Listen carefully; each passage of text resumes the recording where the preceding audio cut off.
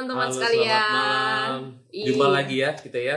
Benar, senang sekali karena kita ketemu lagi di dalam acara yang kita tunggu-tunggu setiap hari Senin, yaitu PA Online bareng seri Alkitab. Iya, betul sekali. Dan juga saya menggantikan Ibu Yulia karena Ibu Yulia sedang ada pelayanan ya. Iya, jadi hari ini ada saya Roma. Dan saya juga Yudo. Kita yang akan memandu sebagai host dalam acara PA Online Alkitab ini. Ya.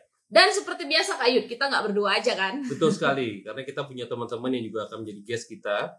Nah, jadi malam hari ini masih dalam tema teknologi sepanjang September. Kita akan masuk di dalam PA yang baru untuk tanggal 23 ini, yaitu tentang tabernakel gitu ya. Yang akan kita lihat dari Keluaran pasal 35 ayat 30 sampai pasal 36 ayat 1. Oke, karena kedua teman kita sudah bisa bergabung, kita mau ajak teman kita kenalan dulu ya. Tadi kita sudah kenalan berdua, sekarang Delvi dan Pak Joni bisa memperkenalkan diri juga ya. Mulai dari Delvi dulu, silakan. Oke, shalom, selamat malam tuh teman-teman semua. Perkenalkan, nama saya Delvi Natalia Zega. Saya dari Batam. Untuk pelayanan, saya itu bergereja di Gereja Kristen Muria Indonesia. Dan saat ini saya bekerja di suatu perusahaan yaitu PT Philips Industries Batam. Terima kasih. Iya. Silakan Pak Joni. Ya. Oke, ya shalom semua. Jadi saya Joni ya, saya tinggal di Surabaya, di kota Surabaya, dan saya berjemaat di Gereja Mawar Sarun Surabaya, Cempaka. Ya. Dan saya pelayanan di gereja ya sebagai di pengembalaan dan juga di Departemen Edukasi begitu. Ya. Oke. Oh, dari Mawar Sharon ya. Kayaknya kita pernah di sana. Iya, beberapa waktu lalu. Oh iya, betul. Yang terakhir yang AI itu betul. Iya, benar. Oke, salam kenal ya Pak Joni dan juga Kak Delvi. Iya, kiranya bisa sama-sama juga belajar malam hari ini. Oke, teman-teman, karena kedua ini sudah memperkenalkan diri. Nah, hari ini kita akan masuk sebentar lagi dalam doa pembukaan. Tapi sebelumnya mungkin teman-teman yang pertama kali bergabung, kita mau infokan sedikit bahwa PA Online bareng seri Alkitab ini adalah satu pendalaman Alkitab yang kita lakukan secara online untuk menggali pasal-pasal yang terkenal atau perikop-perikop yang terkenal yang ada di Alkitab. Makanya kita sebut Alkitab yang top-top pasalnya gitu ya. Dan sepanjang September ini kita bertemakan teknologi dari Bahtera Nuh sampai ke Menara Babel, dan malam hari ini kita belajar tentang tabernakel. Nah, dalam PA ini kita juga lakukan metode SABDA. Jadi kita bukan cuma menggali secara liar saja tanpa ada metode gitu, tapi kita lakukan secara step by step, yaitu dengan simak, analisa, belajar, doa diskusi, dan aplikasi. Dan bagian ini nanti yang akan dibagikan oleh Kak Delvi dan juga Pak Joni dan sahabat-sahabat yang mengikuti hari ini. Siap ya teman-teman? Seperti Pak Iwan nih udah sangat siap, menyala dibilang ya komentarnya gitu ya. Oke, kita akan mulai di dalam doa. Untuk itu Kak Yudo bisa membuka dalam doa. Oke, baik. Mari kita berdoa, teman-teman. Bapak Surga, terima kasih untuk hari ini kami boleh berkumpul di acara Alkitab ini untuk belajar bersama-sama tentang teknologi. Kami belajar bagaimana nanti Tuhan akan memakai teknologi sebagai alat kepunyaan Tuhan untuk menjaga bangsa-bangsa dan juga untuk menolong kami untuk semakin dekat dengan Tuhan. Kami berdoa Tuhan untuk kedua guest kami, baik Pak Joni maupun Delvi, kiranya Tuhan tolong mereka.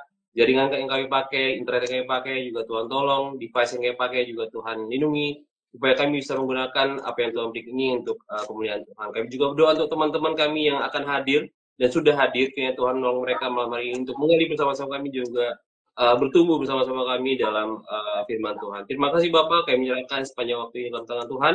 Kami percaya Tuhan, ini bukan satu kebetulan, tapi kami boleh belajar bersama-sama untuk semakin mendalami firman Tuhan dan juga bertumbuh bersama dengan Engkau. Terpuji nama Tuhan, kami berdoa. Amin. Amin. Oke, nah sebelum kita mulai menggali Alkitab, malam hari ini kita akan belajar sedikit ya tentang tabernakel, teman-teman. Dan kalau kita lihat masuk di Alkitab sebenarnya kalau melihat arti tabernakel ini sebenarnya dalam bahasa Latin gitu ya. Arti bahasa Indonesianya ini adalah kemah. Jadi ini adalah artinya kemah suci. Nah, kalau kita lihat latar belakang pembangunan kemah ini atau kemah suci ini itu berasal ketika bangsa Israel itu keluar dari tanah Mesir, dan itu semua tercatat di dalam kitab Keluaran gitu ya. Dan poin yang melatar belakangi kenapa tabernakel ini akhirnya ada gitu, ini sebenarnya berdasarkan perintah Allah, bukan manusia yang ada awalnya ini berinisiatif gitu, tapi benar-benar Allah yang memberikan perintah langsung kepada Musa supaya bangsa Israel membangun satu kemah di mana Allah nanti akan berdiam gitu ya, akan menjadi tempat kudus bagi Allah gitu, berdiam di tengah-tengah bangsa Israel. Jadi tujuannya supaya hadirat Allah itu selalu menyertai bangsa Israel dan juga bisa sebagai pusat peribadahan dan pengorbanan bangsa Israel kepada Tuhan. Iya, betul sekali. Dan juga kalau teman-teman baca, dari pasal 25-31 itu banyak banget Tuhan berikan. Nggak cuma perintah, tapi juga instruksi gitu ya, yang sangat-sangat detail tentang bagaimana membangun ini dan itu, membuat ini dan itu gitu. Jadi kalau teman-teman baca itu sangat menarik sekali bagaimana Tuhan yang adalah Tuhan yang sangat kreatif, Tuhan yang memiliki pengetahuan begitu besar, itu di-share kepada manusia bagaimana cara membuat barang-barang yang nantinya akan digunakan dalam tabernakel ini gitu. Nanti kita juga bisa melihat kalau teman-teman baca lagi berikutnya itu juga mereka benar-benar dilatih, benar-benar diajar. Tapi bukan hanya itu, mereka juga menerima apa yang disebut sebagai roh Tuhan dalam hidup mereka gitu. Jadi mereka bukan hanya menerima tugas tapi juga dorongan dan juga pertolongan dari Tuhan. Tapi bukan hanya itu aja ya. Pasal 32 itu juga kita bisa lihat bahwa setelah banyaknya instruksi itu ternyata mereka jatuh dalam dosa dan ada perdebatan di situ. Jadi pasal yang akan kita bahas ini adalah penggenapan dari perintah-perintah Tuhan setelah mereka bertobat gitu ya. Iya, jadi memang kalau ngomongin tentang perjalanan Israel dan Allah, ya memang banyak hal yang terjadi di sana ya.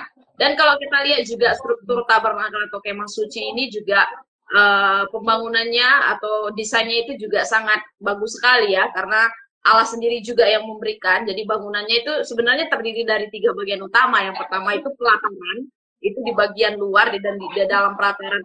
Pelataran itu biasanya ada korban bakaran dan bejana pembasuhan di sana. Terus masuk lagi ke bagian berikutnya itu masuk tempat kudus. Itu ada roti meja sajian dan juga kaki dian dan pembakaran ukupan. Itu untuk para imam yang bertugas di sana.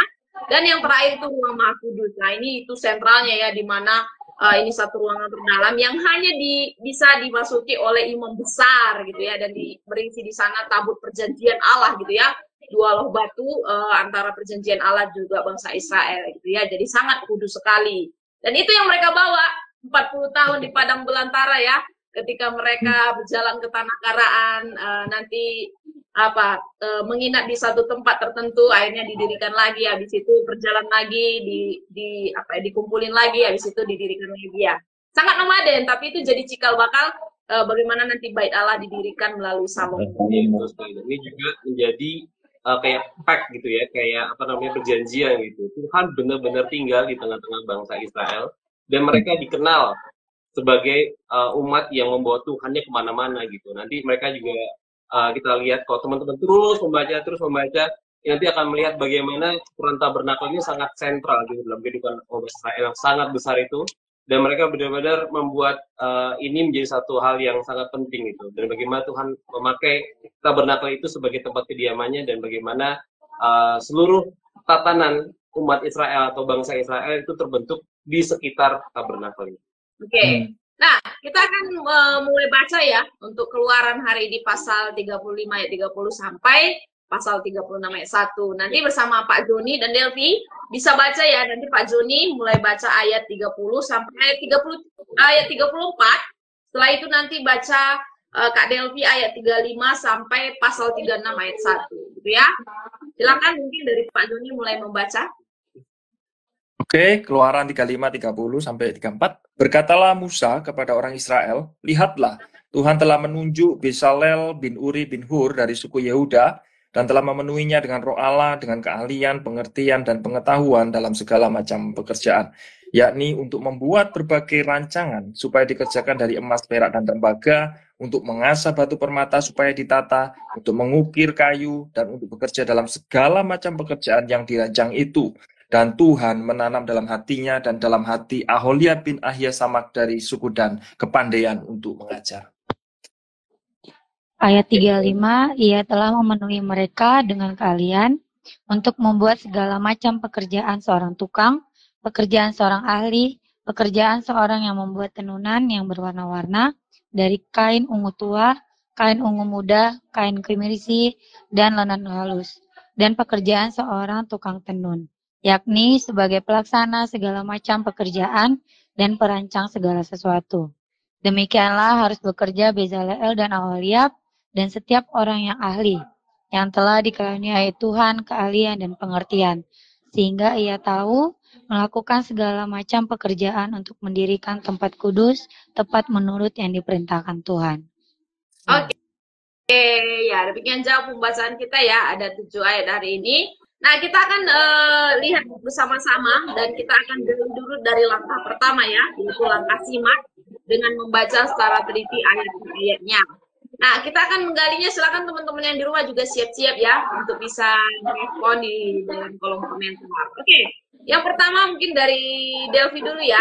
Siapakah Bezalel dan mengapa melalui Musa Tuhan menunjuk dia? Kalau dilihat dari ayat 30 ini.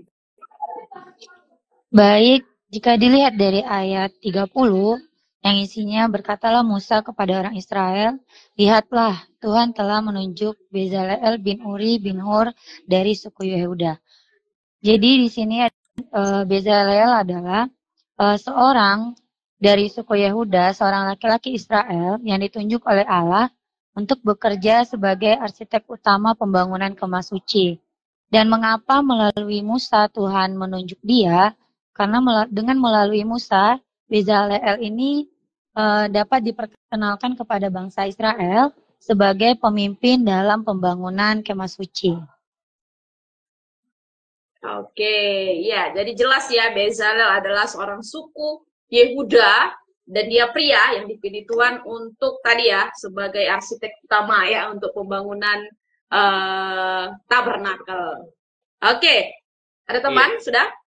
Cukup sih. Oke, nanti kita akan lihat lagi lebih lanjut ya terkait bagian ini. Nah, mungkin ke Pak Joni ya, apa saja yang Allah berikan kepada Bezalel kalau dilihat ayat 31 ini? Silakan Pak. Ya, jadi kalau kita batasi sampai 31 aja, itu bahwa di sana dikatakan Bezalel diberikan karunia itu ada 3, yaitu keahlian, pengertian, dan pengetahuan di dalam segala macam pekerjaan. Jadi ada 3 fitur ya, atau 3 kualitas yang Tuhan anugerahkan kepada Bezalel, begitu. Iya, nah bagian-bagian ini juga sebenarnya nanti kalau dilihat di ayat 31 ini dikatakan memenuhinya dari roh Allah gitu ya. Jadi untuk pengertian, pengetahuan dan juga skill ini tadi dipenuhkan dari roh Allah itu sendiri ya. Jadi bukan dari merekanya tapi Allah yang memberikan. Iya, itu aku waktu baca ini juga ngelihat bahwa pertama kali bukan tentang keahlian dulu yang dibahas gitu, tetapi pertama-tama adalah roh Allah yang ada dalam dia. Jadi setelah itu baru diikuti dengan keahlian, pengertian, pengetahuan. Kemudian ayat 30 dan selanjutnya itu membuat berbagai macam rancangan gitu ya. Jadi benar-benar bukan hanya keahlian tapi juga ini ya, hikmat gitu kalau kita bilang sekarang ya. Jadi bukan hanya tentang pengetahuan aja tapi juga bagaimana menerapkannya dan juga mengikuti benar-benar rancangan dari Tuhan itu. Ya. Nah, kita coba masuk ke bagian berikutnya. Kalau dilihat dari ayat 32 sampai ayat yang ke-33, sebenarnya untuk tujuan apa sih Tuhan memberikan semua itu kepada Bezalel kalau kita lihat dari 2 ayat ini? Ya, silakan Kak Delvi. Baik, tujuan Tuhan memberikan semua itu kepada Bezaleel itu untuk membuat kemah suci. Jadi Tuhan memperlengkapi Bezaleel dalam membuat berbagai rancangan supaya dikerjakan dari emas, perak, dan tembaga. Dan juga untuk mengasah batu permata supaya ditata, untuk mengukir kayu, dan untuk bekerja dalam segala macam pekerjaan yang dirancang itu. Oke, jadi ada 3 bagian tadi kalau kurang lebih yang saya tangkap ya. Tujuan Tuhan itu untuk bisa membuat berbagai rancangan dan juga mengolah batu permata dan mengukir kayu. Ya, tujuannya ini supaya Bezalel juga bisa menyelesaikan setiap pekerjaan dan yang Tuhan rancangkan untuk pembangunan tabernakel ini. Iya. Dan yang menarik kalau teman-teman baca itu, jadi nggak hanya satu keahlian aja ya ternyata ya. Jadi ada banyak keahlian yang mungkin pada zaman itu tuh satu hal yang penting, kayak misalnya pengolahan logam, kayak metalurgi, kemudian pengolahan batu permata, kayak goldsmith mungkin ya. Dan juga ternyata di ayat yang 35 dia juga untuk tenunan gitu. Jadi nggak hanya satu keahlian atau keterampilan yang Tuhan kasih, tapi multi keterampilan gitu. Sehingga dia sangat cocok gitu untuk menjadi orang yang mengepalai dari pembangunan tabernakel ini ya.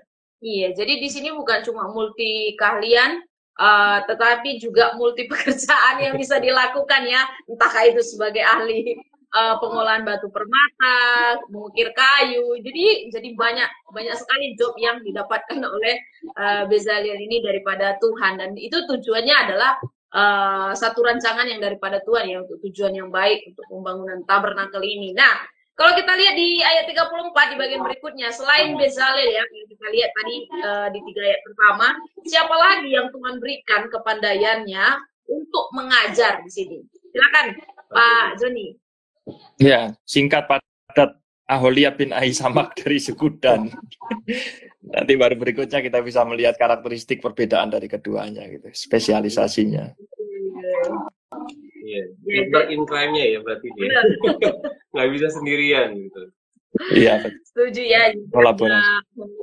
Aholiab dari suku Dan gitu ya. Jadi bukan hanya suku tertentu yang udah doang dipakai, tapi dari suku yang kelihatannya suku yang kecil juga ya. Ternyata Tuhan pakai. Kalau Yehuda itu suku terprominent ya, terus juga paling terutama kelihatannya. Tapi suku Dan ini kadang-kadang terkecil gitu, atau mungkin tidak perhatikan. Ini ada yang terbesar, ada yang terkecil gitu. Jadi itu benar dipilih Tuhan dengan hikmat Tuhannya. Ya.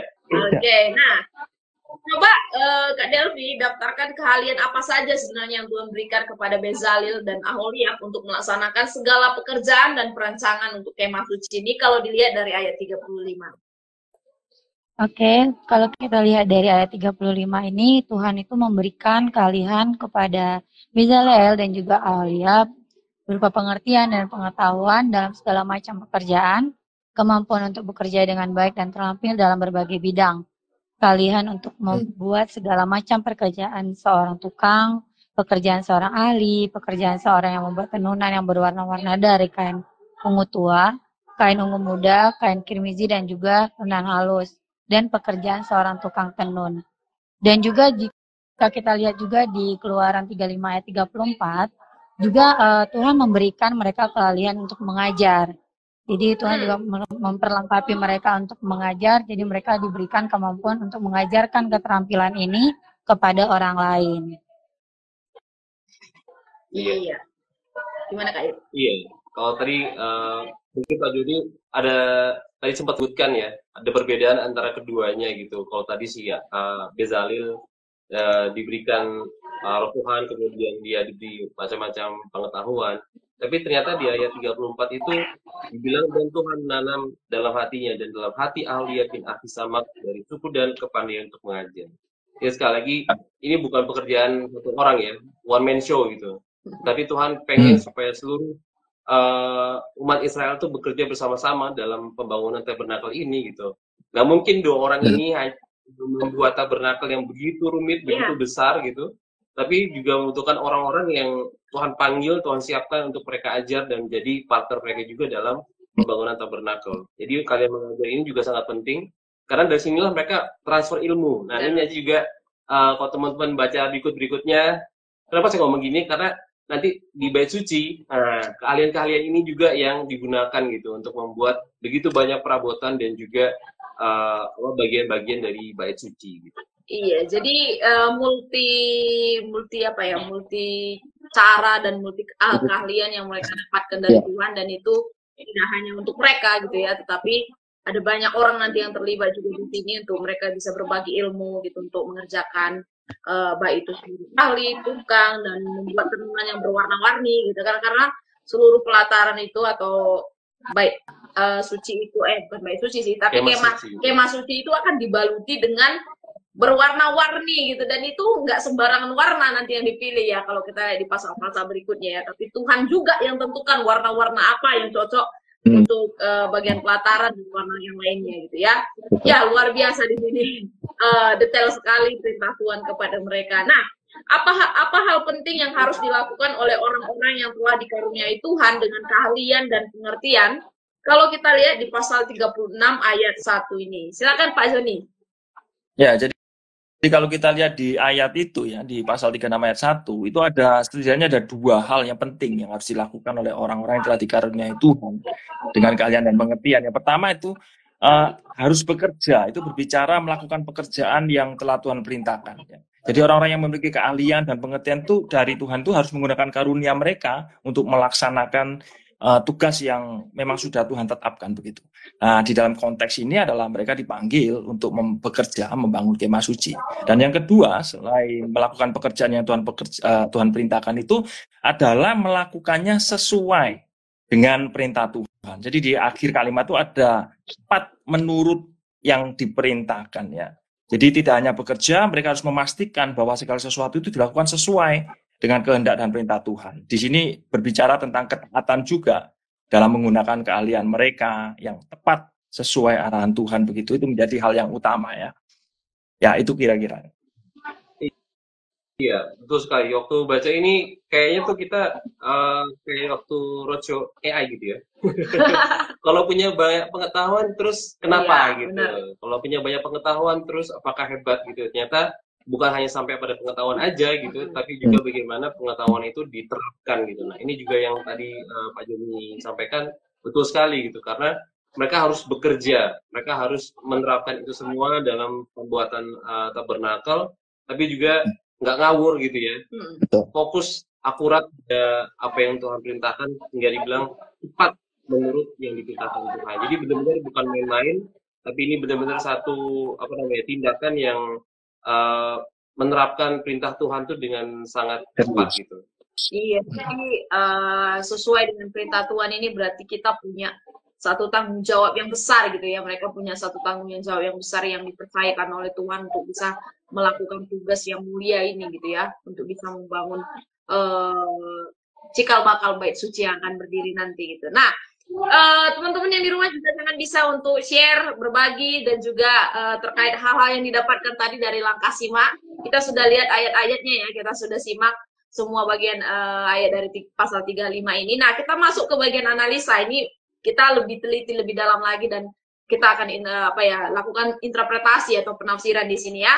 Nah, teman-teman dari Delphi deh, pelajari masing-masing kata keahlian, pengertian, dan pengetahuan. Nah, tadi kan tiga bagian ini cukup diulang nih di pasal 35 ya. Silakan bisa dipelajari dan kira-kira apa bedanya kalau dilihat dari 3 bagian ini.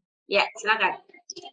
Oke, jadi untuk masing-masing kata dari keahlian, pengertian, dan juga pengetahuan, saya juga ada mendapatkan terjemahan.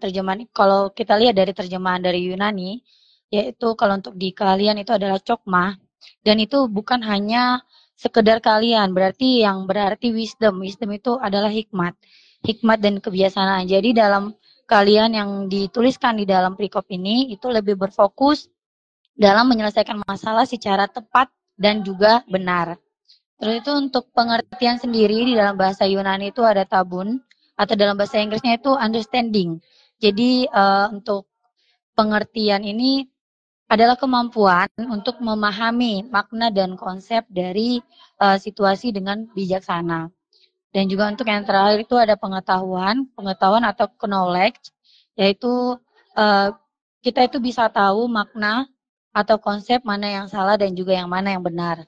Jadi ketiga hal ini itu penting ya teman-teman. Jadi ketiga hal ini itu bisa saling melengkapi dan semuanya diberikan oleh Tuhan untuk digunakan dalam melayani Tuhan dan juga memuliakan nama Tuhan. Seperti itu. Iya, kurang lebih sudah dijelaskan semua oleh Kak Delphi ya. Jadi dari sini kita bisa melihat apa bedanya keahlian, pengertian, dan pengetahuan tadi dari bahasa aslinya. Ibrani atau ya tadi dia versi Yunani ya.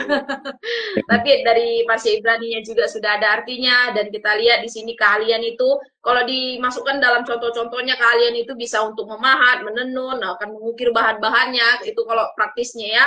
Sedangkan pengertian ini contoh-contohnya bisa terkait mengerti bagaimana bahan yang berbeda yang digunakan bersama-sama untuk mencapai hasil yang diinginkan gitu. Bisa memilah-milah ya dengan bijaksana dan juga berdasarkan hikmat Tuhan. Dan pengetahuan ini lebih ke pengetahuan tadi ya, kognitif ya, dari informasi yang mereka miliki, seperti desain atau struktur tabernakel serta material-material apa yang bisa digunakan yang tepat sesuai dengan perintah Tuhan. Iya, pengertian ini juga kupikir penting juga ya, karena kadang-kadang kamu punya rancangan, tapi ketika dibikin itu beda gitu sama yang ngasih rancangannya gini.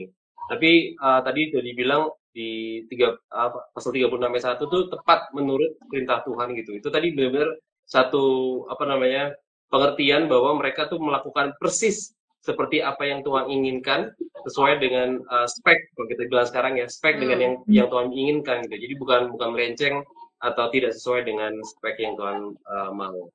Ya, ketiganya ini nggak berjalan sendiri-sendiri, tapi berjalan berbarengan gitu ya. Ketiganya ini akan sangat melengkapi, baik dari pengetahuan, baik dari pengertian maupun penerapan yang tepat sesuai dengan keahlian, supaya pelaksanaannya nanti, gongnya nanti bisa maksimal dan sempurna sesuai dengan perintah Tuhan gitu ya. Jadi bagus sekali 3 hal ini bisa ada gitu, dan sebenarnya pembangunan zaman sekarang juga bisa sih belajar dari sini gitu ya, bagaimana bukan cuma ahli di dalam hal tertentu tapi tidak punya pengertian atau tidak punya pengetahuan gitu ya. Jadi penting sekali 3 bagian ini. Nah, di samping semua keahlian yang Tuhan berikan, mengapa Tuhan juga memberikan kepandaian untuk mengajar? Apa nih hubungannya dengan pekerjaan pembangunan kemah suci? Kalau dilihat dari pasal yang sudah kita baca bersama-sama. Silakan Pak Joni. Ya, jadi Bezalel ini dan rekan kerjanya Aholiab ini kan tidak hanya melakukan pekerjaan itu sendiri, tetapi juga mengajar orang lain. Kalau kita ingat di Perjanjian Baru itu ada Paulus. Paulus selain memberitakan firman Tuhan juga dia bekerja sebagai tukang tenda begitu ya, atau kontraktor mungkin zaman sekarang. Ya, jadi dia juga ada pekerjaan juga. Nah, di sini kita bisa melihat bahwa Bezalel dan Aholiab itu mampu bekerja dan juga mengajar. Jadi suatu kombinasi yang ideal saya kira ya dari 2 orang ini. Tapi mereka tidak berada satu posisinya lebih tinggi dari yang lain, walaupun ya memang secara fungsi Bezalel itu sebagai konseptor memang sebetulnya karena dia punya wisdom. Tetapi di sini di dalam melakukan pekerjaan Tuhan, di sini mereka saling berkolaborasi bersama ya. Nah, di sini mengajar sangat penting. Kenapa? Karena dibutuhkan transfer pengetahuan, transfer knowledge dan sebagainya. Harus ada pemimpin-pemimpin yang dilahirkan begitu, sehingga tidak berhenti hanya sampai kepada ya ini kalau kita ngomong generasi pertama ya, tetapi bisa berlanjut begitu. Nah, terus ada beberapa alasan yang saya catat di sini mengapa Tuhan memberikan kemampuan mengajar. Yang pertama itu yaitu tadi butuh distribusi tugas namanya. Sehingga ada suatu proyek yang besar misalnya begitu, pembangunan kemah suci, tidak mungkin dilakukan oleh orang 2 ini aja. Bagaimana itu bisa dilakukan oleh orang-orang yang lain, sehingga perlu adanya pelatihan begitu, sesuai dengan kapasitas orang-orang yang sedang diajar gitu ya. Jadi ini seperti pelatihan begitu saya kira. Dan setelah itu juga itu berbicara tentang harus ada pembelajaran yang berkelanjutan, ada sesuatu yang diwariskan.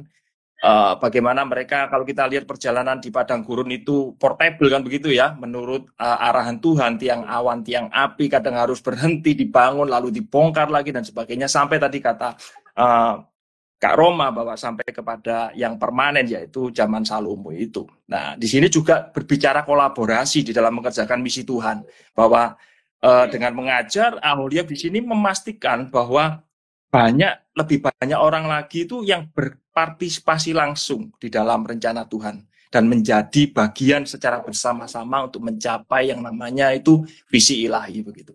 Jadi kira-kira itu ya. Mengapa penting sekali yang namanya mengajar itu. Ya. Oke, luar biasa, Pak. Iya, kalau aku melihat sini juga mengajar ini juga bukan hanya soal keahlian itu tadi ya. Karena di pasal 35 ini di atas peringatan ayat 1 itu kita ngomong tentang menuliskan hari Sabat gitu, dan itu nggak terpisah dari apa yang dilakukan oleh Aholiab dan juga Bezalel gitu. Karena saya pikir 6 hari bekerja, 1 hari untuk Sabat gitu. Dan kalau mereka bekerja dengan giat, sungguh-sungguh, ya tetap harus ada 6 hari ini untuk bekerja, 1 hari untuk Tuhan gitu, untuk Sabat gitu. Dan saya pikir itu satu pola yang juga kita lakukan hari ini kan, sampai hari ini gitu. Ada pekerjaannya, ada Sabatnya juga untuk kita menghormati Tuhan gitu. Jadi ini yang mereka ajarkan juga pasti tidak hanya tentang kalian, tapi juga tentang spiritualitas gitu. Menunjukkan pola kerja mereka, terus kemudian spiritualitas mereka, dan juga mereka mengajar orang-orang ini tidak hanya hal-hal yang apa namanya remeh aja gitu, tapi juga bagaimana untuk presisi, bagaimana untuk bisa tepat sesuai dengan kehendak Tuhan. Nah, itu pasti juga diajarkan. Dan saya rasa juga ketika nanti ya bait suci dibuat, keahlian-keahlian ini bukan hanya diteruskan ya, tapi juga diperbarui gitu sesuai dengan zaman mereka gitu. Jadi memang kemampuan untuk mengajar ini sangat-sangat penting gitu untuk tidak hanya mengerjakan saat itu saja, tetapi juga transfer ilmu yang terus-menerus diperbarui untuk pekerjaan-pekerjaan yang lebih besar yang selanjutnya begitu. Jadi memang pengajaran apa namanya kemampuan untuk mengajar ini sangat penting dalam pembuatan tabernakel ini. Wow, jadi lengkap sekali ya. Jadi dengan adanya pengajaran ini, pengetahuan dan keterampilan yang mereka dapatkan juga bisa dibagikan kepada generasi selanjutnya ya, new generation, supaya generasi-generasi berikutnya juga tetap punya pengetahuan ya sesuai dengan apa yang mereka lakukan ketika mereka beribadah di di kemah pertemuan di kemah suci ini tadi gitu. Nah, kita masuk ke bagian berikutnya. Teman-teman yang di rumah, saya nggak tahu mungkin teman-teman yang di rumah ini sudah begitu serius mendengar atau belajar banyak tentang tabernakel. Silakan mungkin berbagi respon, pendapat, atau mungkin pelajaran yang didapatkan melalui penggalian kita yang sudah dibagikan Kak Delvi dan juga Pak Joni malam ini ya. Oke, kita masuk dalam langkah berikutnya, langkah belajar. Apa nih yang dapat kita pelajari tentang semua teknologi yang diberikan Tuhan kepada manusia? Nah, ini kan teknologi banget nih yang Tuhan berikan semua ya. Apa nih yang bisa kita pelajari? Mungkin dari Kak Delvi, silakan. Oke, dari perkop ini kita mendapat pelajaran yang penting tentang adanya teknologi dan keterampilan yang diberikan Tuhan kepada manusia. Salah satunya adalah segala sesuatu itu berasalnya dari Tuhan. Dalam ayat-ayat yang sudah kita bacakan tadi, Tuhan secara langsung memberikan keahlian, kemampuan kepada Bezaleel untuk membuat kemah suci. Ini menunjukkan bahwa segala bakat, keterampilan, dan kemampuan manusia itu adalah anugerah, tidak semata-mata karena kekuatan manusia itu sendiri. Terus yang kedua, yang bisa kita pelajari itu betapa hebatnya Tuhan dalam memberikan hikmat dan pengetahuan kepada manusia yang seringkali melampaui akal pikiran kita. Sebagai contoh nih, kalau di zaman sekarang, kalau berbicara tentang teknologi, itu ada kayak seperti HP, transportasi udara, robot. Seringkali kita berpikir, bagaimana sih orang-orang penemu-penemu teknologi ini bisa merancang teknologi-teknologi itu. Jadi hebat banget ya Tuhan itu memberikan hikmat kepada manusia untuk merancang itu semua. Seperti itu, Kak. Oke. Nah, ada tambahan nggak sih dari Pak Joni? Cukup lah. Saya agak panjang gitu soalnya. Next saja. Cocok lah, kurang lebih sama.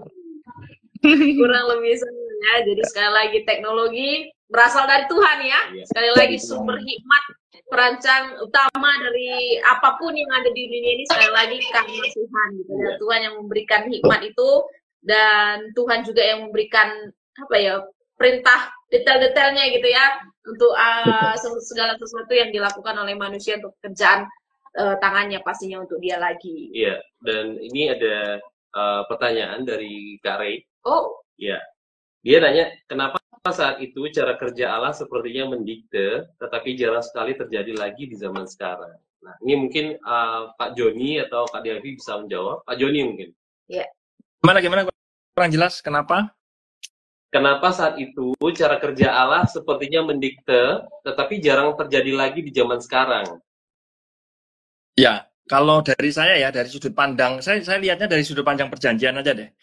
Atau dari sudut pandang budaya saat itu ya. Jadi bangsa Israel itu kalau kita ingat dia baru saja keluar dari perbudakan Mesir gitu loh. Jadi sehingga yang namanya mentalnya dan sebagainya itu masih mental budak begitu. Dan kalau kita coba analogikan dengan kalau kita punya anak kecil begitu, kita tidak mungkin memberikan suatu kebebasan berpikir untuk anak kita dan menentukan keputusan dalam pertimbangannya sendiri. Tentu tidak. Kita seolah-olah dalam tanda kutip kita mendikte begitu. Ya, itu kalau dari segi budaya begitu. Kalau dari segi perjanjian, memang kalau kita melihat pola daripada pemberdayaan Roh Kudus terhadap orang percaya atau umat Allah, jadi kalau saya lihat seperti hinggap begitu ya. Jadi Allah memberdayakan, setelah untuk tugas tertentu, dan setelah itu sudah selesai, mungkin roh Allah sudah tidak ada lagi, bisa keluar masuk begitu ya. Kalau kita lihat roh Allah hinggap atas Saul, menguasai Saul, roh Allah meninggalkan Saul. Kalau kita lihat di hakim-hakim juga Allah memberdayakan hakim yang dipilih dan sebagainya. Sehingga kalau kita lihat betapa Daud ketika dia mengalami salah begitu, yang dia takutkan hanya satu, bahwa jangan kau ambil rohmu daripadaku ya. Kita bisa lihat, dan kalau kita tarik di perjanjian baru sebagai orang percaya dalam iman Yesus, pada saat kita diselamatkan, saat itu juga Parakletos atau Roh Kudus itu tinggal di dalam diri kita, dan itu senantiasa sepertinya Allah itu berdiam senantiasa di dalam diri orang percaya. Itu kalau dari saya sih. Iya. Berarti sekarang dalam masa anugerah kita memiliki hikmat gitu ya, memiliki hikmat dan juga Roh Kudus yang selalu menuntun itu tadi ya. Jadi bukan lagi sesuatu gitu, tapi dengan Roh Allah yang dalam diri kita bisa melakukan apa yang menjadi kehendak Tuhan. Tuh kayak di Titus ya, kita semua diberi kemampuan untuk melakukan apa yang menjadi kehendak Tuhan. Iya, apalagi kalau kita tidak portable. Hah? Gimana Pak? Tidak portable lagi. tidak bongkar pasang, tapi berdiam. Benar. Betul sekali, Pak. Kita juga udah punya Alkitab ya, sebenarnya bukan mendikte, tapi Alkitab ini udah menjelaskan semua apapun tentang hukum Allah gitu ya. Jadi nggak perlu lagi Allah yang berbicara, karena Allah udah nggak perlu lagi Allah bicara, kayaknya salah. Tapi Allah sudah berbicara melalui firman-Nya, Alkitab sudah kita pegang. Gitu. Jadi sebenarnya Allah udah berbicara setiap waktu melalui firman Tuhan gitu ya. Nah, itu memang sekali lagi Allah kan pusat penyembahan mereka kan kepada Allah, dan itu sifatnya teosentris gitu ya. Mereka belum punya raja, mereka belum punya hakim, Allah langsung memang yang memimpin gitu ya, sampai pada zamannya nanti Allah kasih raja ataupun hakim untuk memimpin mereka gitu. Oke, kita lihat bagian berikutnya ya. Apa yang dapat nih kita pelajari tentang penunjukan atau pemilihan yang Tuhan lakukan terhadap orang-orang tertentu. Misalnya Bezalel dan Aholiab untuk melakukan tugas pekerjaannya. Ini Pak Joni lagi nih ya. Ya. Jadi pemilihan Tuhan kita bisa lihat bahwa itu berdasarkan tujuan Allah ya. Jadi Tuhan sendiri yang memilih sesuai dengan tujuannya yang spesifik, yang khusus. Jadi Tuhan sendiri yang memilih mereka untuk memiliki keterampilan, pengetahuan, hikmat yang diberikannya untuk melaksanakan tugas tersebut. Jadi pelajarannya adalah mengajarkan bahwa Tuhan itu punya rencana yang jelas, dan dia menunjuk orang yang tepat untuk peran tertentu sesuai dengan kebutuhan rencana Allah sendiri ya. Terus juga berbicara bahwa pemilihan ini tidak berdasarkan kualifikasi dunia, artinya bahwa tidak yang dipandang dunia, tetapi bagaimana hati dari orang yang dipilih itu dipenuhi oleh Roh Allah sendiri. Terus setelah itu juga berbicara tentang keterampilan sebagai bagian dari pemilihan, mengajarkan bahwa kalau Tuhan menunjuk seseorang untuk melakukan suatu tugas tertentu, kita percaya bahwa Allah juga memberikan sumber daya, bakat, dan keterampilan yang diperlukan untuk melaksanakan tugas itu dengan baik. Juga berbicara kolaborasi, seperti saya singgung tadi, bahwa pemilihan itu juga berbicara komunal ya. Pemilihan Allah itu tidak bersifat individualistik, tetapi berbicara kerjasama di dalam komunitas. Terus juga berbicara respon kita ya mesti taat, dan juga di sini menunjukkan ada diversitas atau keberagaman pekerjaan Allah itu banyak sekali macamnya. Jadi setiap orang mempunyai peran yang mungkin macam-macam. Dan terakhir adalah berbicara tentang ada tujuannya adalah kudus, memiliki nilai rohani dan kepentingan untuk kekekalan. Itu kira-kira yang bisa kita tarik. Oke, terima kasih Pak Joni ya. Jadi Allah memilih, Allah yang menetapkan, dan Allah yang memberikan pengetahuan, hikmat, dan sebagainya. Jadi semua berasal dari Allah. Kita dipilih juga bukan karena kita baik gitu ya, tapi memang hak prerogatifnya Allah sendiri yang menentukan, yang ditentukan ketika kita dipilih oleh Allah. Entah itu Bezalel, Aholiab, atau mungkin kita saat ini, tapi kita dipilih Allah untuk suatu tugas yang baik gitu ya, untuk melakukan pekerjaan yang baik juga untuk Tuhan itu. Pemilihan ini ya, Daud ya. Ya, jadi waktu yang kita ingat pilih gitu, Tuhan tidak melihat penampilan, tapi Tuhan melihat hati. Dan saya pikir Aholiab dan juga Bezalel ini juga pasti memiliki karakter-karakter yang Tuhan senangi gitu. Ketika Tuhan memilih mereka sesuai dengan panggilan yang Tuhan sediakan bagi mereka. Amin. Oke, nah kita coba diskusikan lebih lanjut ya terkait kalau tema kita sepanjang September ini teknologi. Jika semua teknologi datangnya dari Tuhan, apa peran manusia? Apakah hanya menjadi pelaksana saja? Ini saya mau tanya ke dua diskutor nih, tapi dari Delvi dulu, nanti dilanjutkan Pak Joni. Silakan. Oke, baik. Jadi di sini peran manusia itu bukan hanya sebagai pelaksana saja. Jadi manusia itu juga memiliki peran yang lebih luas, ya, bukan hanya sebagai pelaksana, yaitu bisa juga sebagai pengelola, sebagai mitra kerjanya Tuhan, dan juga pengembang dari segala karunia yang Tuhan berikan.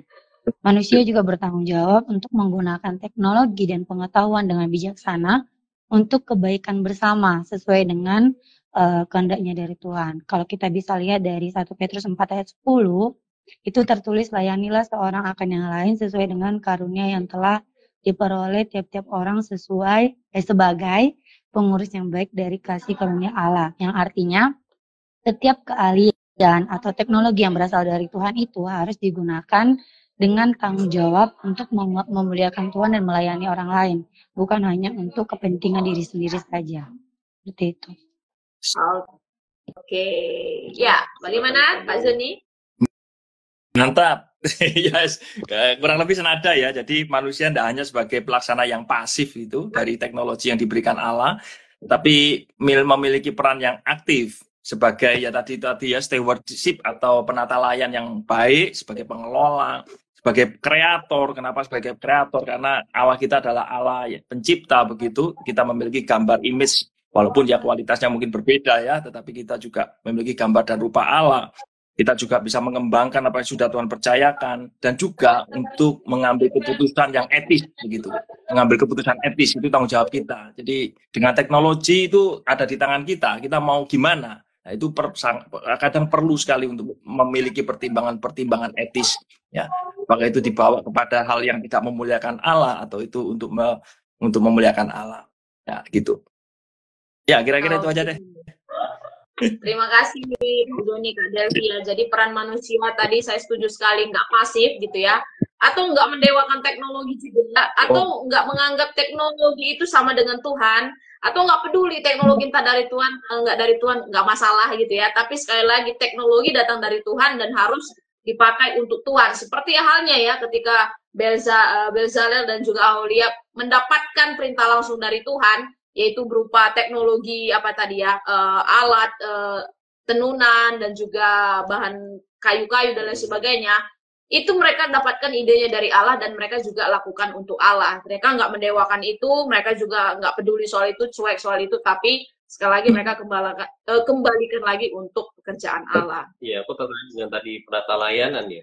Penata layanan itu kan juga apa namanya kayak stewardess gitu. Jadi kayak dia punya ini, Tuhan percayakan kepada dia, dan dia akan apa namanya mengolah atau apa yang hartanya di Tuhan itu diolah, apakah dikembangkan, kemudian bertambah banyak. Tuhan seperti Tuhan yang akan mengecek apakah ini sudah dikembangkan, apakah dipakai dengan baik, ataukah hanya dikubur dalam tanah. Nah, itu jadi satu pembelajaran bagi kita semua bahwa manusia itu bukan apa namanya, bukan robot ya, punya akal budi. Jadi apa yang tadi pengetahuan yang banyak itu bisa disintesis bersama menjadi satu pengetahuan yang baru gitu. Dan itu menjadi satu kewajiban bagi kita semua ya manusia untuk mengembangkan apa yang sudah Tuhan berikan kepada kita. Iya, jadi kita harus aktif, kreatif, dan tidak pasif ya. Kita bukan robot, kita bukan AI yang kayak robot yang dijalankan kalau ada remote-nya, enggak. Kita adalah makhluk yang Tuhan ciptakan sebegitu hebatnya gitu ya, dengan hikmat dan akal budi yang luar biasa untuk kita bisa melakukan sesuatu yang hebat bagi pekerjaan Tuhan. Nah, ada pertanyaan nih teman-teman, apakah pemilihan atau ketetapan Allah ini bisa ditolak? Gimana nih kira-kira Pak Joni ataupun Kak Delvi? Pertanyaannya kok sulit-sulit begini. Ya kalau menurut saya bisa ya. Bisa karena kita punya kehendak bebas. Gitu. Bisa. Oke, kalau Kak Delvi gimana? Halo Kak Delvi. Oh, mic-nya masih mute. Oh. Oke. Sudah terdengar? Oke, menurut saya pemilihan atau ketetapan Allah ini tidak bisa ditolak, karena saya perlu membaca, mungkin saya sedikit lupa untuk ayatnya itu, kalau segala sesuatu rancangan yang Tuhan berikan itu bukan rancangan kecelakaan. Jadi Tuhan itu juga merancang, jika Tuhan memilih, pasti Tuhan itu memperlengkapi manusia agar bisa melakukan kehendaknya Tuhan itu tadi. Jadi jadi Tuhan itu bukan hanya memberi perintah, jadi Tuhan itu juga melengkapi dan juga memberikan kekuatan untuk melakukan dan menyelesaikan pekerjaan Tuhan. Jadi kita tuh tidak perlu menolak, jadi kita jangan pernah khawatir jika Tuhan sudah memilih kita untuk melakukan pekerjaannya. Seperti itu. Yeah. Oke. Gimana? Ada Kak Beni Harefa ini, dia ngejawab, ketetapan Allah adalah kehendak dan rencana Allah, Kak. Dan kehendak dan rencana Allah tidak bisa gagal. Dilanjutkan lagi, jadi ketetapan dan pemilihan Allah tidak dapat ditolak. Itu disebutkan irresistible grace. Iya. Memang menurut ada berpandangan ya. Kalau tadi dibilang nggak bisa ditolak, tetapi yang nggak bisa ditolak adalah kehendaknya atau rencana Allah. Menurut saya, kalau kita sebagai manusia, kita bisa nolak dong gitu. Tuhan kasih kita tapi bukan robot gitu. Tetapi ketetapan Allah itu bisa tetap jalan terus dengan Tuhan milih orang lain. Kayak siapa namanya? Barak.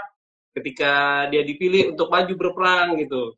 Dia bilang, aku nggak akan maju berperang sebelum Deborah juga ikut perang gitu. Juga ikut sama-sama. Tapi dibilang, jadi kehormatan dalam peperangan ini bukan untuk kamu, tapi untuk seorang perempuan gitu. Nah, aku pikir adalah ketika kita menolak atau tidak ikut serta dalam rencana Tuhan atau kehendak Tuhan gitu, Tuhan tetap akan jalankan rencananya dengan atau tanpa kita gitu. Setuju sekali ya, dengan atau tanpa kita, rencana Allah tidak pernah gagal gitu. Kalau kita lihat kisah Yunus, ini kisah yang menarik. Kalau kita lihat di sana ketetapan Allah tetap jalan gitu ya. Yunus pergi untuk menghindari Tuhan, akhirnya Tuhan tetapkan Yunus untuk pergi ke Niniwe dengan jalan ikan ditelan dan juga dimuntahkan ya. Ketetapan Allah tetap jalan karena semula Allah mau lakukan itu gitu ya. Tapi manusia bisa menolak, tapi rencana Tuhan tetap jalan. Dengan atau nggak ada kita, rencana Tuhan tetap akan jalan. Ini ada satu lagi pertanyaan nih, bagaimana agar kita peka bahwasanya Allah memilih kita atau Allah memberitahu kita yang baik untuk melakukan sesuatu. Ada tanggapankah dari Pak Joni atau Kak Delvi? Itu bagaimana bisa yakin gitu ya? Iya. Bisa peka bahwa Allah itu kita dan memberitahu kita suatu pekerjaan yang baik gitu. Oke, kalau ini kebetulan saya beberapa waktu yang lalu sempat baca dari bukunya John MacArthur ya, tetapi ini dalam konteks pelayanan sih sebetulnya. Jadi kalau di dalam perjanjian lama misalnya atau di dalam kasus ini begitu jelasnya Allah berbicara begitu, atau suatu hal yang audible mungkin, atau suatu tindakan yang begitu nyata. Nah, tetapi bagaimana di dalam konteks kita hari-hari ini orang begitu yakin bahwa kita sedang dipilih untuk melakukan pelayanan misalnya. Nah, dan di situ John MacArthur mengatakan bahwa selama di situ ada kerinduan hati kita, dan ada peneguhan dari firman-Nya, dan ada providensia Allah, dan ada kesempatan untuk kita melakukan pelayanan itu, ya itu berarti Allah memanggil kita. Itu saya dapat dari buku John MacArthur dalam konteks pelayanan, tetapi ya gitu kira-kira. Oke. Ada tambahan dari Kak Delvi?